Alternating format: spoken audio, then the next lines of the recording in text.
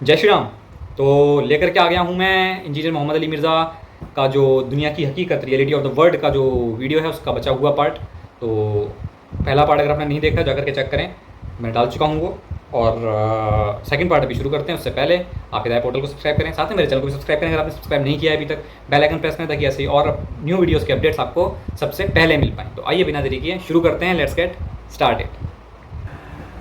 हज़रत अबू बकर ने जब मशवरे के बाद हज़रत उमर को नामजद किया था, तो आपको पता है हज़रत उमर को क्या नसीहत की थी? क्या है उमर? एक ही नसीहत उन्होंने की, इनका इत्तक़िल्लाह या उमर। वो उमर सीरीज में फिल्माया उन्होंने, अल्लाह से डरना। और जब तू जन्नतियों की तरफ देखे ना, तो दुआ करना कि अल्लाह तुझे उसमें शामिल कर। और जब तू दोषियों की तरफ देखना, तो डरना इससे कि कहीं तू उनमें शामिल ना हो। तो नहीं कहा मैं अशरम वशरम, मैं जिस रास्ते पे चलूँ शैतान भाग जाता है।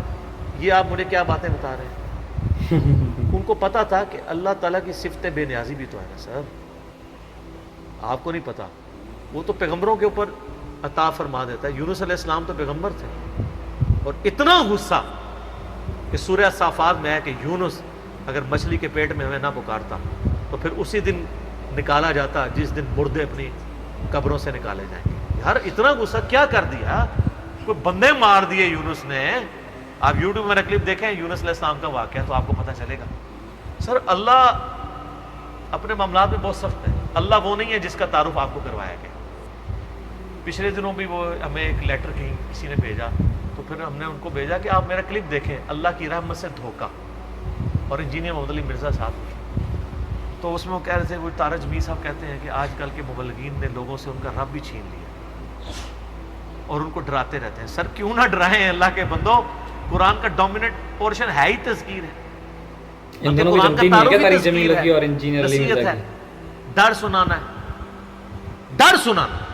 वऊहिया इलैया हाज़ल कुरआन लिउनज़िरकुम बिहि व मन बलग, सूरह अल-अनाम आयत नंबर 19। ए नबी अलैहिस्सलाम फरमा दो, मुझे तो कुरान वही इसलिए किया गया है मैं तुम्हें डर सुनाऊं, और जिस तक ये किताब पहुंच जाए वो भी डर सुनाए। बुखारी के हदीस है, आप अलैहिस्सलाम एक चौराहे से गुजर रहे थे, कुछ सहाबा जो है वो हंस रहे थे, आप रुक गए।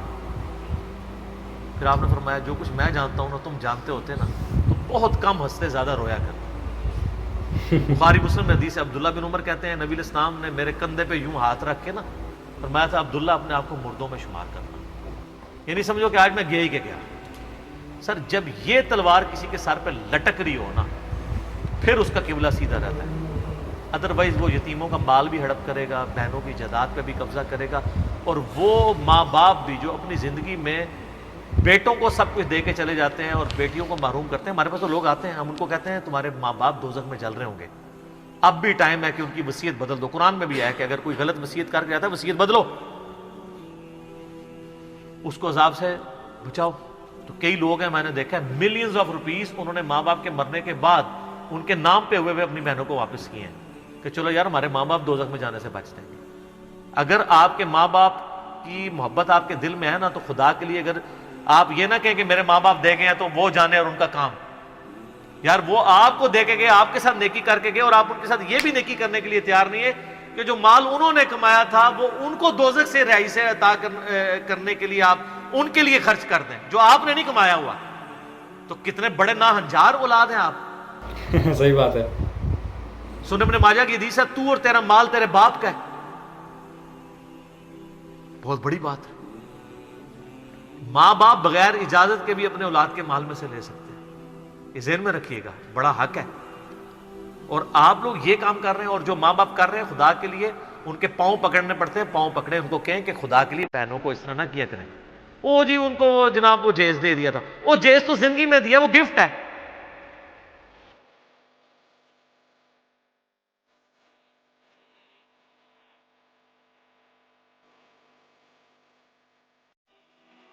तो गाइस ये था वीडियो, कैसा लगा आपको कमेंट सेक्शन में बताएं मुझे। जो आखिरी बात इन्होंने करी वो बिल्कुल सही थी कि जो है बेटों को इतना तो करना ही चाहिए कि अपनी बहन को, या जिसे कहना चाहिए जो माँ बाप अब स्वर्गवास हो चुके हैं, तो उनका जो है हिस्सा एक जो दे करके गए हैं वो बहनों को भी देना चाहिए। अगर बहन इंडिपेंडेंट नहीं है, अपना कमा खा नहीं रही है तो।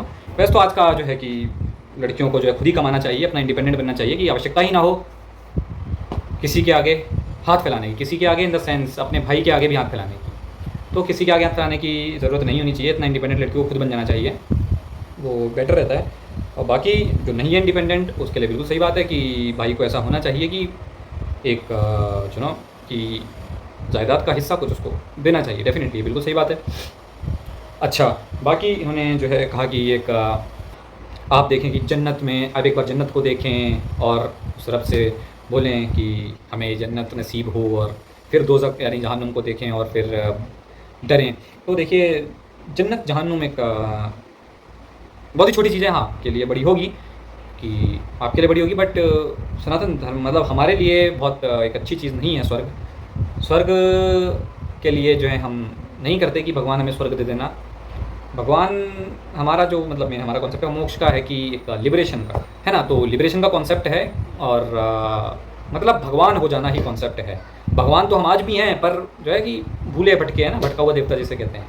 तो वो भटकाव की स्थिति से निकल करके एक सही रास्ते पर आ जाना और स्वयं भगवान बन जाना, तो अपना कॉन्सेप्ट ये है। तो स्वर्ग तो बहुत छोटी बात है ना भगवान के लिए, भगवान तो स्वर्ग से भी ऊपर है, कहाँ स्वर्ग तो छोटी सी बात है, स्वर्ग में क्या ही हो जाएगा, स्वर्ग तो बहुत छोटी सी चीज़ हो गई ना यार, है ना। और डर, तो यार भगवान से डरना, मैं अपना पर्सनल बताऊँ, मैं नहीं डरता ना, मैं ऐसा सिखाया गया है कि भगवान से डरना चाहिए।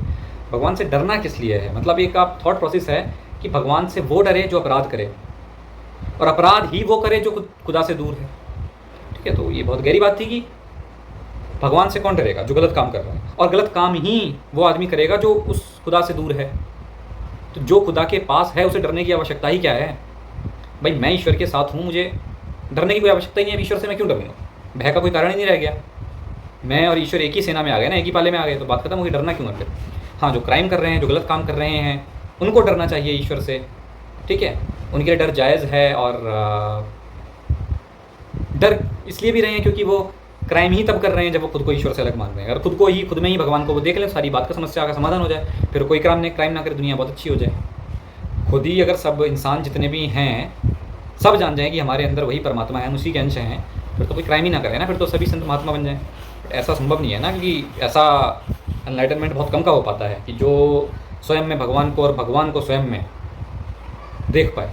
तो ये चीज़ें हैं। बाकी भय तो नहीं, मैं अगर आप भगवान को देखते भी हैं, वैसे तो भगवान कोई दूसरी आइडेंटिटी नहीं है, अद्वैतवाद है तो एक ही है, आपका पर्सनली कोई आइडेंटिटी नहीं है, आपका जो भी नाम है, जो भी चीज़ें हैं, वो आपकी पर्सनल आइडेंटिटी नहीं है। मतलब एक ईश्वर है, उसी के अंश हम सारे हैं, चाहे वो जानवर हों, चाहे कुछ भी जो आपको दूर दूर तक दिख रहा है, लिविंग नॉन लिविंग सब कुछ वो ईश्वर के ही अंदर आ गया। तो ईश्वर के अलावा कुछ है ही नहीं। इसलिए मैं कहता हूँ अहम ब्रह्मास्मि, मैं ही परमात्मा हूँ, मैं ही ईश्वर हूँ, मुझ में ही ईश्वर है, ईश्वर में मैं हूँ, कोई भिन्नता नहीं है, कोई भेद नहीं है। जब कोई भेद ही नहीं है तो जहन्नुम, दोज़ख या जन्नत में तो वो लोग जाएंगे जो अच्छे कर्म कर रहे हैं, तो जन्नत चले जाएंगे, बुरे कर्म करेंगे दोज़ख की आग जो भी है, तो उनके लिए है जो खुद को ईश्वर से अलग मानते हैं। पर मैंने खुद को ही ईश्वर मान लिया है, तो खुद को ही ईश्वर के साथ मैंने कनेक्ट कर लिया है, तो मैं तो अब जहन्नुम, जन्नत इससे भी ऊपर के लेवल पे पहुंच चुका हूँ। तो जन्नत जहन्नुम में बहुत छोटे मोटे लोग जाएंगे, तो जो स्वयं परमात्मा बन चुका है उसे इन सब चीज़ों से कोई लेना देना नहीं है। उसके लिए अब ये स्वर्ग नरक बहुत ही छोटी सी चीज़ें हैं, कोई बड़ी बात नहीं है उसके लिए। तो जो टाइम फ्रेम का ही आउट चला जाए बिल्कुल, ठीक है, एस्केप कर जाए, जिसे कहते हैं एस्केप वेलोसिटी, तो कोई एस्केप वेलोसिटी से ही एस्केप कर जाए पूरा इस पूरे मल्टीवर्स से, और इस ईश्वर के साथ एक हो जाए, तो अब उसे क्या लेना देना कि जहन्नुम में किसके पकौड़े तले जा रहे हैं आग में, कौन जन्नत में 72 हूरों के साथ घूम फिर रहा है, क्या लेना देना। हम तो इन सब चीज़ों से ऊपर आ गए ना, और ऑब्जर्वर बन गए। तो जब स्वयं ही आप भगवान बन गए तो लेना देना ही खत्म, कोई दिक्कत नहीं है। तो अपनी फिलॉसफी तो ये है भाई, है ना। तो कैसे लगी आपको वीडियो, कमेंट सेक्शन में बताना। बाकी मिलते हैं नेक्स्ट वीडियो में किसी और कमाल के वीडियो के साथ। आते हो जाते हो, चैनल को सब्सक्राइब नहीं करते हो भाई, चैनल को सब्सक्राइब करो यार, ऐसी और कमाल की वीडियो अगर देखने हैं तो ज़रा सपोर्ट करो, ठीक है। तो मिलते हैं नेक्स्ट वीडियो में, तब तक के लिए। अच्छा हाँ, ये चीज़ और बताएं कि इंजीनियर मोहम्मद अली मिर्ज़ा एंड तारिक जमील, इन दोनों में कुछ टशन चलता है क्या, हैं कुछ बातों से लगा मुझे, मतलब बताना है कमेंट सेक्शन में कि ये दोनों इनके बारे में। चलिए फिर मिलते हैं दूसरी वीडियो में, तब तक के लिए जय जय श्री राम।